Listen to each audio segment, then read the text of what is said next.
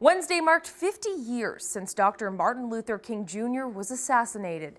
The civil rights leader was shot in Memphis, Tennessee on this day in 1968.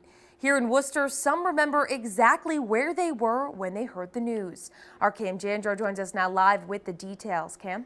Anna, in the 1960s, Martin Luther King became a global icon. His assassination is one of the most infamous moments in American history, and for some, April 4th, 1968 is a very fond memory.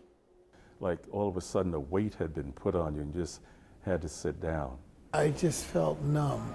The time was 7:05 p.m. Martin Luther King Jr. was pronounced dead in a Tennessee hospital.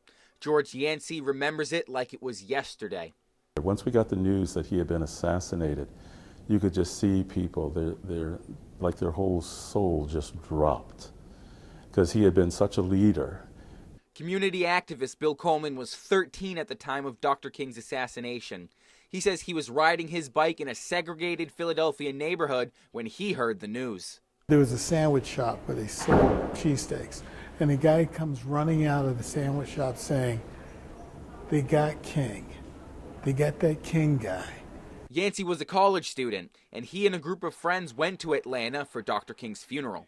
That was a moving experience. There were, I have no idea how many, like hundreds of thousands of people there. Everything was shut down. That wagon drawn by those mules pulling him in, and that in itself, how humble that was. Coleman and Yancey say the dream of Martin Luther King is still alive today. Fighting is not the answer. Talking is the answer.